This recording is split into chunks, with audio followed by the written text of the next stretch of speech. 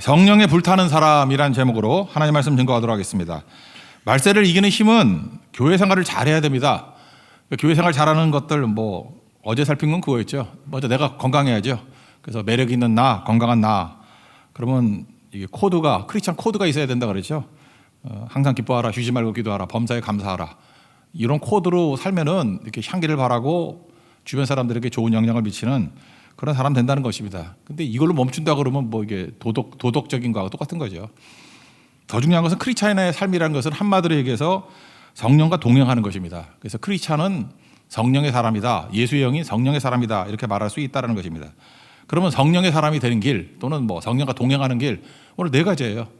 성령과 동행하는 삶은 이렇게 살아야 된다라고 하는 건데 성령 소멸하지 말고 예언을 멸시하지 말고 그 다음에 좋은 거 취하고 악은 모양이라도 버리라. 이게 성령의 사람 또는 성령과 동행하는 사람의 모습이라는 것입니다.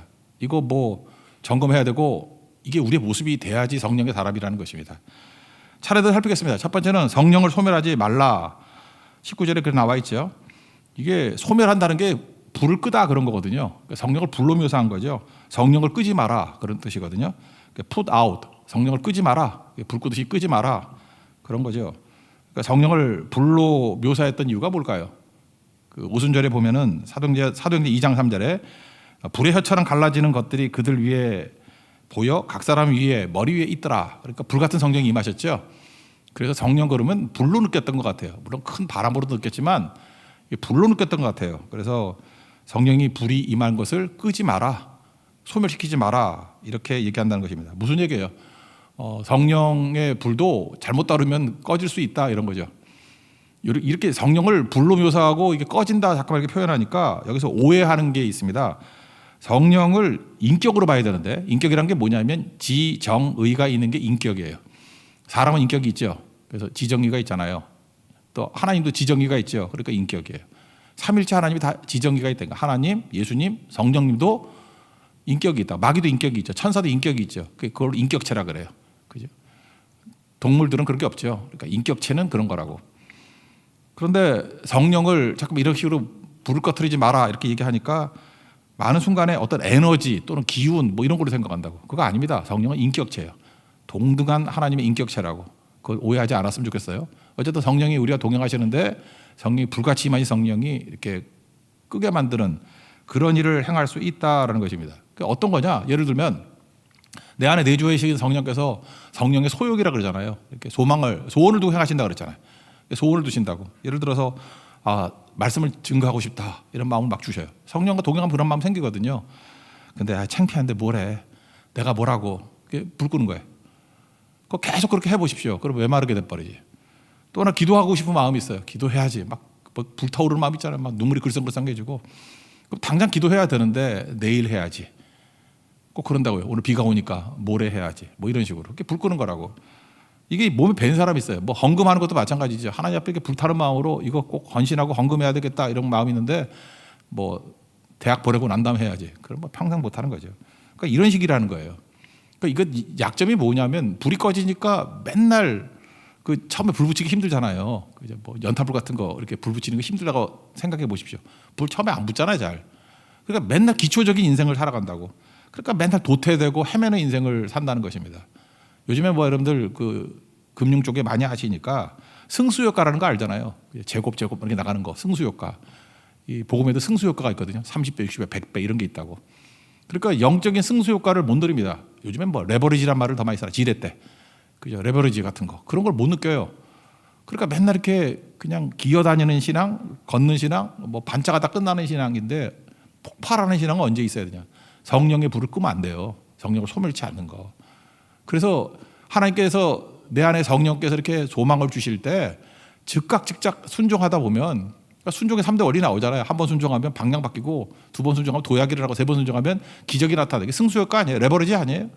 30배, 100배의 열매를 맺게 된다는 거. 그러니까 이렇게 살라는 거예요. 이거 무시하면 안 된다. 그런 얘기죠. 불을 끄는 사람들을 뭐라 그러죠? 그걸 초친다 그러죠. 초친다가 뭐냐 하면은 그러지 않아서 쉬어 죽겠는데 식초를 더 넣어. 냉면을 먹는데 쉬어 그런데 식초를 막 더 집어넣어. 초치는 거 아니에요. 이거 누가 먹어 그걸?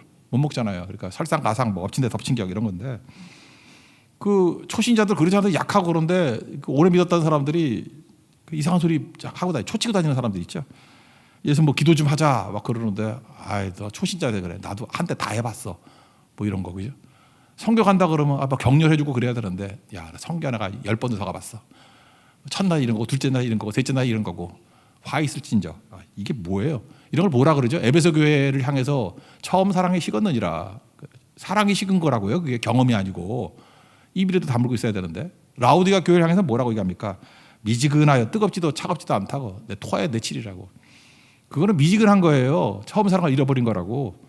근데 이거 누구나 가지고 있는 위험성입니다. 이게 뭐예요? 성령을 소멸하는 거.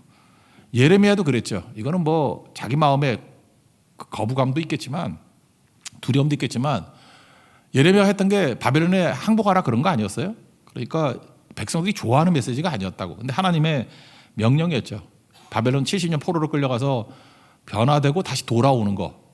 출애굽, 출바벨론 이게 상당히 중요한 거 아닙니까? 출세상, 출애굽이 중요한 모티브고요. 그다음에 출바벨론, 그다음에 예수님은 출세상 아니에요. 세상에 나와서 하나님 나라 가는 거. 이게 중요한 모티브인데 그런 거 그거 증거해야 되는데 사람들이 싫어한다고. 그랬더니 막 조롱하고 핍박하고 막 구덩이 집어넣고 때리고 막 그랬다고요. 그랬더니 예레미야 20장 9절 내가 다시는 여호와를 선포하지 아니하며 그의 이름으로 말하지 아니하리라. 이게 뭐죠? 성령의 불을 끄는 거죠. 성령 소멸하는 거. 말씀을 줬는데 안 한대. 근데 그 안에 있는 성령께서 워낙 강력하니까 안 한다고 하다가 하지요. 내 마음이 불붙는 것 같아서 골수에 사무치니 답답하게 견딜 수 없나이다. 그래서 했어요 안 했어요? 하고 터지지. 얻어 터지지. 하고 또 애굽에 끌려가고 그러죠. 그러니까 눈물의 선지자 아니에요. 했다라는 거 아니에요? 그러니까 우리도 그래야 된다는 거예요. 성령 소멸하면 끝장납니다. 그러니까 지금부터 뭘 배워야 되냐면 내 안에 성령께서 이렇게 소욕을 주시면은 절대로 불 끄지 아니하고 순종하겠습니다. 즉각 순종하겠습니다. 그러면 승수효과, 레버러지, 불타는 인생이 된다. 이게 하나님 백성들의 모습이라는 것입니다. 이거 또 다른 말로 하면은 계속 성령의 그 불길을 이렇게 무시해버리면은 인생이 메말라집니다. 신앙에는요, 액체가 있어야 된다는 거예요. 디모데 후서 4장 6절을 보니까 전제와 같이 내가 벌써 부어지고 이런 말씀이 나오거든요. 바울은 평생의 삶이 전제가 뭐냐면 드링크 어퍼링. 그러니까 액체로 쏟아붓는 제사예요. 특별히 피 같은 걸 막 쏟아붓거든요. 그런 거라고. 근데 성령을 잠깐만 이렇게 소멸시키면요. 어떤 일을 보자. 메마른 인생이 돼버려요. 우리 인생에는 하나님께서 액체가 흐르는 인생 신앙을 주셨거든요. 젊었을 땐 세 가지 중에 하나는 흘러야 돼. 땀이 흐르거나 눈물이 흐르거나 피가 흘러야 된다고. 이게 그러지 않으면 메말라져요. 땀 흐른다는 거 뭐죠? 열심히 뛰는 거죠. 제 설교를 예를 든다 그러면 저한테 적용시킨다 그러면 설교 준비하는 거 땀이에요. 열심히 준비해야죠. 그래서 땀 흘리면서 준비하지 않으면 그 엉터리죠. 근데 땀 흘려서 다 되는 거 아니죠. 그다음에 눈물에 기도가 있어야 된다고. 기도해야죠. 눈물. 그러다 다 되는 거 아니죠. 강대상에서 피를 토하면서 증거해야죠. 피를 토한 적이 한 번도 없지만 예. 무슨 얘기인지 알겠어요. 그런 느낌으로. 느낌뿐만 아니라 어떤 때는 피를 흘려가면서 복음 증거해야 될 때 있을 거 아니에요. 핍박으로 뭐 잡아가든지 죽이든지 피를 토하면서. 이게 중요한 거죠. 이게 단계마다 중요한 게 뭐예요? 매 순간에 액체가 흘러야 된다고. 그게 재물되는 인생이에요. 재물되는 인생. 성령께서 역사하게 되면요, 항상 액체가 흐릅니다. 이게 성령을 소멸치 않는다 이런 거죠. 생각나는 목사님이 계시는데 미국에 경제 대공황이 있을 때 1929년이니까 30년 되죠. 시카고 쪽에 깡패들이 되게 많았잖아요. 조폭들. 뭐 대부 같은 거 이런 거 보면은 뭐 조직 폭력들 엄청 많잖아요. 그런 거. 그런 동네였다고. 근데 이상하게도 이 클라크라는 목사님이 설교를 하면 그 깡패들이 회심하고 돌아오는 거예요. 그 수천 명이 돌아왔답니다. 뭐 어떤 기록에 수만 명이라고 돼 있는 데도 있어요. 근데 다수가 수천 명이라고 그러는데 하여튼 굉장히 많은 깡패들이 주께로 돌아왔대요. 근데 이분 특징이 뭐냐면 설교하면서 잠깐만 우시는 거예요. 그러니까 감동이 있고 은혜가 있겠죠. 설교하면서 막 눈물로 증거하는 거예요. 눈물로. 그러니까 깡패들도 회심하고 주께 돌아와서 헌신하고 막 변화되고 그런 일이 벌어졌다고. 근데 정작 이 목사님, 클라크 목사님은 그게 너무 창피한 거예요. 설교할 때마다 징징 짜고 하니까 남자가 이게 뭐야? 뭐 이런 생각이 들어가지고 너무 창피해가지고 하나님 기도했대. 하나님, 제가 말씀 증거는 열심히 하겠는데 눈물 좀 안 흘리면서 설교할 수 있는 능력을 주십시오. 그랬대요. 눈물 안 흘리게. 그랬더니 하나님께서 진짜 눈물 안 흘리게 설교를 할 수 있는 능력을 주셨대요. 근데 회심자도 하나도 없더래요. 그러니까 뭐예요? 이게 눈물이 그게 사실은 액체가 흐르는 거죠. 그때 하나님의 능력이 임하는 건데 눈물 없이 복음 증거하는 게 뭐 좋은 거예요? 자기 자신을 생각한 거지. 그래서 뭐 다시 기도를 했다나 뭐 이런 거. 그렇게 그런 거죠. 성령을 소멸시키는 거. 어떤 때는 내 연약함이 내가 좀 강해지면 잘 되겠다. 바울도 그랬잖아요. 꼭 그런 거 아니에요. 연약한 가운데 땀 흘리고, 연약한 가운데 눈물을 흘리고, 연약한 가운데 힘이 없으니까 피 흘리고, 거기에 복음의 능력이 나타날 수 있다는 것입니다. 성령의 능력이 우리 가운데 임하게 되면 불이 임해요. 절대로 불 끄지 않는 우리 하나님의 종 되기를 바랍니다. 그리고 우리에게 주신 모든 것들을 합당하게 사용할 수 있는 믿음의 종 되기를 축원합니다. 그러면 두 번째 단계는 뭐냐? 이제 이런 게 있죠. 우리 가운데 기준이 뭐냐 이런 게 있잖아요. 이게 극단으로 흐르겠다. 성령 사역하면 이렇게 극단으로 흘러요. 하나는 뭐냐면 혼란을 야기시키잖아요. 너무 극단으로 가니까. 그리고 못 느끼십니까? 막 극단으로 가면 뭐 분명히 성령이 뭐 임한 것 같지만 이상한 성령이 악령도 역사하거든. 그러니까 구분이 잘 안 되잖아. 그래서 뭐 성령 사역이라 그러면서 뭐 맨날 이빨이 금이빨로 바뀌었다 이러고 뭐 밀면서 넘어진다 그러고 또 옛날에 그 토론토 같은 데서는 토론토 블레싱이라 그래가지고 뭐 예배 중에 막 깔깔깔하다 막 웃어. 그거 한번 찾아봐요. 찾아보면 나도 웃겨 죽겠어. 이게 뭔가 하고 그냥 목사님도 깔깔하고 웃고 성도들 깔깔하고 웃고 그게 성령의 역사래. 나 성경에 어디 봐도 그런 거 없는데 예수님 우셨다 그러지 예수님 웃었다는 얘기가 없잖아. 근데 그런 것들 그러니까 극단으로 가니까 무질서해지죠. 그런 거를 보고 있는 사람들 부작용이 많으니까 이제 또 냉소적이 돼요. 혐오해요. 그래서 그런 거 하지 말자. 말씀만 있으면 되지 뭐 성령 역사가 어딨냐. 그럼 이것도 문제죠. 그래서 양극단이 문제라고. 성령이 일하십니다. 지금도 역사하시는데 이게 컨트롤이 되고 기준이 있어야 될 거 아니에요. 그 기준이 뭐냐? 그게 말씀이에요. 말씀의 빛 아래. 그래서 하나님은 무질서의 하나님이 아니라 화평의 하나님이시다. 고린도전서 14장 33절에 나오잖아요. 무질서하게 만드는 거 그거 하나님의 성령이 역사하는 게 아니고 화평은 뭐예요? 기능을 발휘하다 그런 뜻이잖아요. 말씀의 빛 아래서. 그래서 두 번째 단계가 뭐냐면 예언을 멸시하지 말라. 예언은 뭐냐 하면요. 우리는 보통 예언 그러면 미래를 맞추는 거 그걸 예언이라고 생각하잖아요. 근데 성경의 용법에 의하면은 신약 성경은 거의 그런 것 같아요. 말씀 설교에 가까워요. 그 근거가 뭐냐 그러는데 나중에 찾아보세요. 고린도전서 14장 31절 그대로 읽어드릴게요.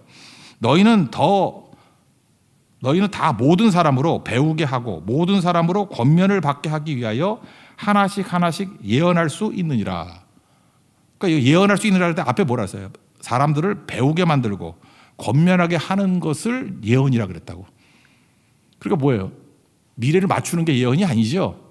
프레딕트 그런 게 아니고 이게 어떤 사람에게 설교하는 거예요. 설교. 배우게 하고 가르치는 거. 그러니까 지금 말씀 설교하고 제일 유사한 거죠. 그래서 신약성경에 나오는 예언들은 그냥 말씀 설교 그거하고 제일 비슷하다 이렇게 생각하면 됩니다. 그러니까 뭐예요? 성령의 불은 항상 이 말씀의 빛 아래서 해석해야 된다는 거예요. 그래서 말씀 없이 떠나면 어디로 갈지 모르겠죠. 그러니까 이게 되게 중요한 거겠죠. 초대교회 때는 이런 거였어요. 이게 고린도전서에 되게 많이 나오는데 고린도 교회 주로 그랬어요. 설교자를 누가 정하는 게 아니고 성도들이 모여서 예배를 드립니다. 예배를 드리고 이제 기도를 하겠죠. 기도를 하면은 하나님의 성경에서 어떤 사람에게 말씀을 주셔요. 근데 고린도 교회는 얘네들 문제가 뭐냐면 서로 말씀을 받았다 그러면서 막 말씀 전한다고 싸우는 거야.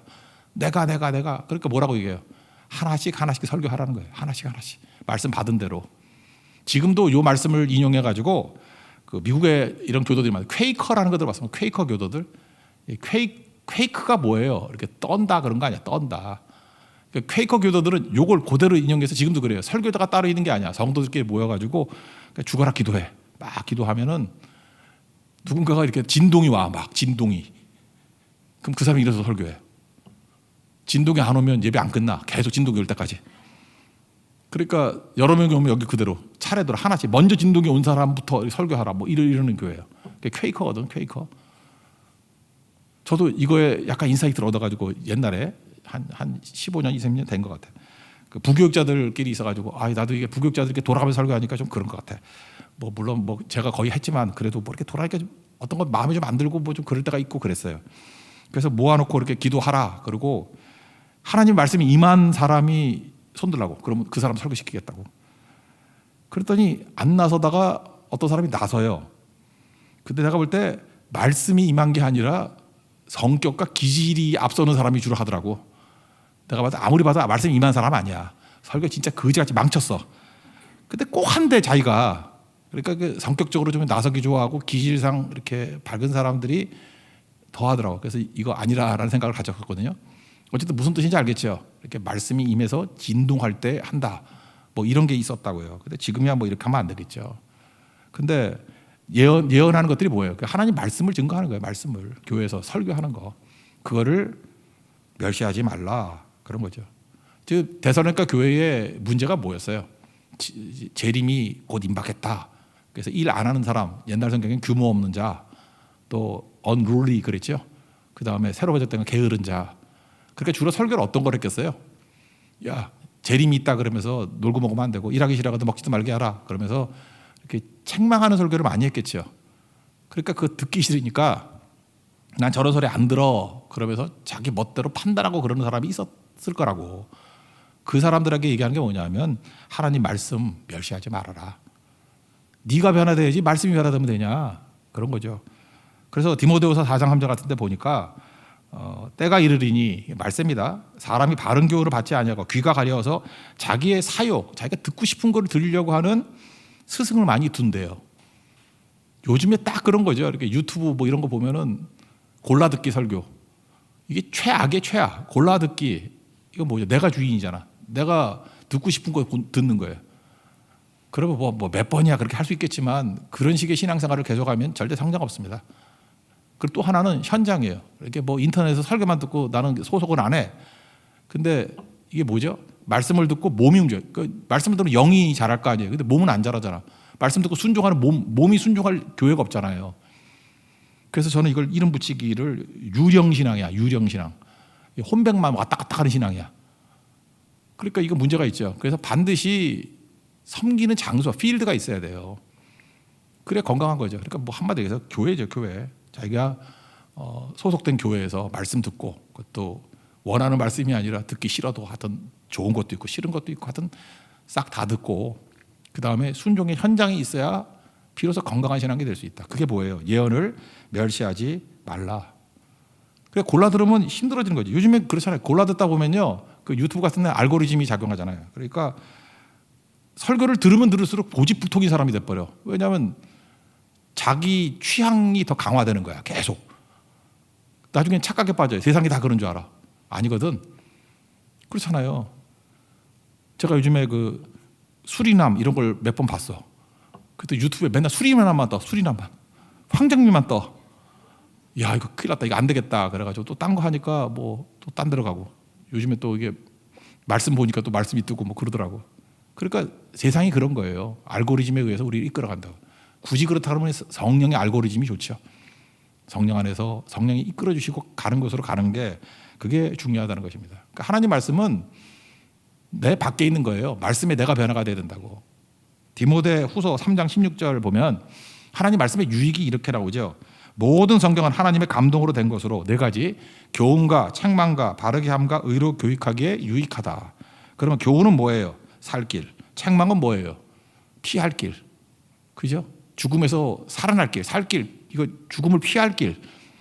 그리고 바르게 하면 뭐예요? 돌아올 길, 회개할 길. 그다음에 의로 교육한다는 게 뭐예요? 시스템. 내 삶이 시스템이 되는 거예요. 그래서 하나님 말씀을 꾸준히 들어야 의로 교육하게 유익한 시스템이 만들어지는 거예요. 하나님 말씀 들으면 교훈을 통해서 살아나고 책망을 통해서 피하게 만들고 바르게 함으로 돌아오게 만들고 이 사이클이 계속 돌아가지고 나중에 의로 교육하게 유익하다 시스템이 된다. 시스템이. 그러면 어떤 일이 벌어져요? 그 다음 절에 하나님의 사랑으로 온전하게 하고 모든 선한 일을 행할 능력을 갖춘다고. 내가 신앙적으로 온전해지고 그 다음에 능력자가 된다는 거예요. 하나님의 일을 감당하기에 능력자가 된다는 거예요.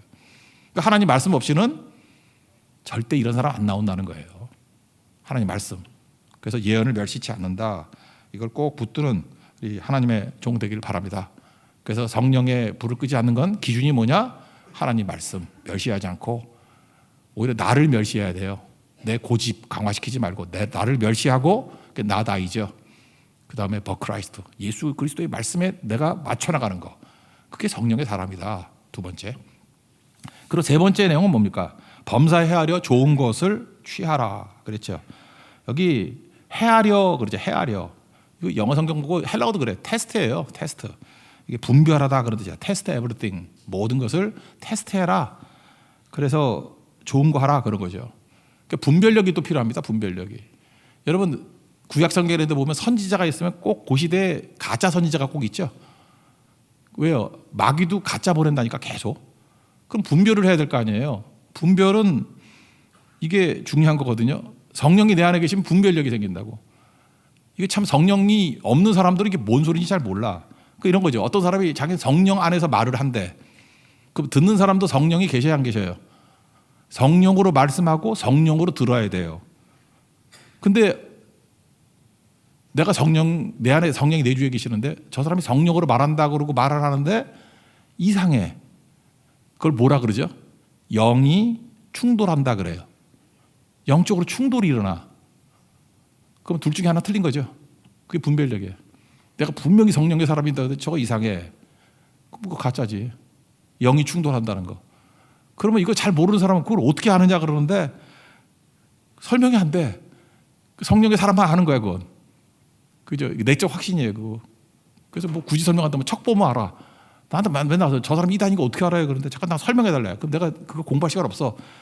그래서 내가 항상 그래. 척 보면 알아. 그러면 목사님 도사님이신가요? 아 나도 한동안 전도사일 때가 있었어. 이제 그러고 넘어가는데 그 뭐라고 설명해? 척 보면 알아요. 여러분 모태신앙이 되게 약해 보이지만 모태신앙인 사람의 특징이 뭐냐면 어려서부터 이 정통 말씀을 잘 들어왔기 때문에 미지근하지만 그런 사람들이 많잖아요. 근데 걔네들이 뭘 듣고 좀 이상해. 그러면 이상한 거예요. 그죠? 이상해. 그럼 자꾸만 따지지 말아요. 뭐가 이상한데 그러면 또 그런 애들은 공부를 안 해가지고 뭐가 이상한지 몰라. 그럼 이제 목사님이나 교육자 와서 이제 물어보면 이제 되는 거죠. 근데 꼭 안 되는 애들은 자기 혼자 좋다고 숨기고 숨어서 이러다가 이상한 데 가가지고 무너지게 되는 경우가 많이 있다는 것입니다. 이거 원래 위조지표 감배법하고 똑같은 얘기예요. 테스트 에브리띵. 위조지표인지 아닌지 어떻게 알죠? 가짜를 연구한다고 되는 게 아니죠. 우리 뭐 돈에도 옛날 보니까 뭐 400 몇 가지인가 이렇게 돈의 특징이 있대요. 진짜 돈이 뭔지를 알면은 그거 아닌 건 다 가짜죠. 위조지폐는 위조지폐를 연구하는 게 아니에요. 진폐를 연구하는 거지. 그러니까 이단 연구 잠깐 할 거 없어요. 하나님 말씀을 제대로 알면은 그거 아닌 게 다 가짜지. 그런 거죠. 그래서 헤아린다. 분별력. 성령께서 우리에게 분별력을 주신다. 이걸 꼭 붙들었으면 좋겠어요. 그래서 좋은 것 나오잖아요. 분별력 가지고 좋은 것 그러면 그거 계속 취하라는 거예요. 그거 계속 취하라. 저 옛날 그거 생각나네요. 어떤 경마하는 말들 이렇게 관리하는 그 마부가 계셨는데 그분은 우승할 말을 잘 맞추는 분이에요. 그래서 만약에 말이 검은색 말과 흰 말이 있다고 합시다. 백마, 흑마. 근데 이분이 거의 다 맞춰요. 원래 그런 부정인데. 그래서 하도 이상해가지고 이제 물어봤대요. 뭐 돈을 안 거니까 이 사람은 어떻게 이렇게 잘 맞추십니까? 그랬더니 답이 너무 허망할 정도로 간단한 거예요. 흰말 먹을 거 많이 주시면 흰말이 이기고 검은 말 먹을 거 많이 주면 검은 말이 이긴대. 너무 당연한 얘기죠. 아들 둘이 있어. 크게 키우는 방법이 오죠. 큰 놈 많이 먹이면 커질 거고 안 먹이 쫄쫄 굶으면 작아질 거 아니야. 그건 좀 이상한가? 먹어도 안 커는 애 있나? 하여튼 그럴 거 아니에요. 그죠? 우리 인생 가운데 그래. 우리 가운데 하나님께서 좋다고 분별을 주신 것을 자꾸만 먹이라고. 먹이라는 게 뭐예요? 시간을 투자하고 돈을 투자하고 내 에너지를 투자하고 그럼 그게 자라요. 영과 육이 있죠. 그럼 영을 키우라고. 근데 많은 시간과 돈과 에너지를 육을 키우는 데 쓰면 뭐 나쁜 거 취하는 거죠. hold on to 그러면 꽉 붙잡자는 거 아니에요. hold on to the good. to the good. 더 good. 좋은 거 취하래요. hold on to. 하나님 앞에서 좋은 거 성령께서 보여주십니다. 놓치지 말고 꼭 붙으십시오. 여러분 새벽기도 같은 거 뭐예요? 아침에 자는 것과 새벽기도라는 게 뭐가 더 좋은 거예요? 뭐 나온 사람한테 이런 얘기를 왜 하지 내가? 예. 좋은 거 취하셨습니다. 예. 나중에 이거 뭐 녹음으로 듣는 분들은 내일부터 좋은 거 취하십시오. 그런 거죠. 그러니까 좋은 거 취하라. 마지막 네 번째. 성령의 사람은 어떤 모습이냐? 악은 모양이라도 버리라. 22절 나오죠. 제가 어렸을 때 생각나네요. 이건 간단히 설명할게요. 어렸을 때 저희 친할머니하고 저거 친했어요. 친할머니가 할아버지가 목사님인데 그 순교하시고 26살부터 과부로 쭉 사셨던 분이니까 얼마나 믿음이 좋으신 분이었겠어요. 근데 저는 할머니하고 친했지만 할머니 놀리는 것도 되게 좋아했어요. 제가 어렸을 때 담배 모양의 껌이 있었어요. 좀 연식이 오래되신 분들은 알죠? 몰라요? 이렇게 동그랗게다가 쭉 막대기같이 담배 모양이야. 그래서 담배 갑같이 생긴 껌이었는데 그거 뽑아서 껌 씹어 먹는 거예요. 근데 할머니가 이제 눈도 안 보고 세상 물정 잘 모르시니까 내가 놀리려고 할머니 나 담배 핀다 그러면서 뽑아가지고 입에 탁 물었어. 그랬더니 뭐 머뭇거리지도 않고 몽둥이로 머리를 때리더라고. 나 그 제대로 맞으면 죽는 줄 알았어. 그래서 진짜 때리니까 나도 화가 나더라고. 장난치려고 그러는데 이게 뭐야 이게 친할머니 맞나 이거 의붓 할머니 아니야 이거 뭐야 이거 도대체 이런 생각을 했다고. 그래서 내가 왜 때려요? 그러면서 내가 보여줬다고. 하나님 껌이잖아 껌. 하나님 할머니 제대로 보고 해야지. 껌인데 왜 때려? 그랬더니 더 세게 패더라고. 껌이라니까 맞으면서 껌이라니까 왜 때려? 그랬더니 악은 모양이라도 버리라. 근데 잊혀지지 않아요. 우리 할머니 2대 맞고 내가 깨달았어. 장난치지 말라고. 악은 모양이라도 이거 모양도 하지 말라는 거예요. 마귀로 틈타지 못하게 하라. 뭐 이런 말씀도 있죠. 선악과 먹는 거 보세요. 그 하와 여자가 창세기 3장 6절에 나무를 본즉 틈이죠. 우린 그러죠. 뭐 보는 게 뭐 죄예요? 뭐 실제로 뭐 행하는 게 죄지. 그 틈이 틈. 악은 모양에도 취하지 말라. 그러다가 열매 따먹고 남편에게 주고 다 망해버렸잖아. 틈 주지 맙시다. 성령의 사람은 그런 거예요. 모양도 다 버리고. 물론 속이 중요한 겁니다. 그렇지만 껍데기도 중요해요. 껍데기도 너무 무시하지 말고 모양까지도 버릴 수 있는 우리 하나님의 종 되기를 바랍니다. 그러면 성령의 사람은 어떻게 살아야 돼요? 오늘 4가지 꼭 잊지 마십시오.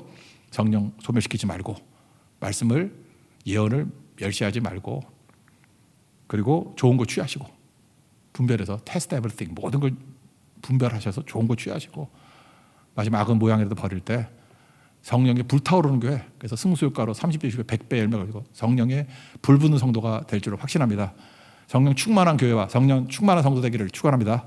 자리에서 일어나겠습니다. 하나님의 부르심 찬양하겠습니다.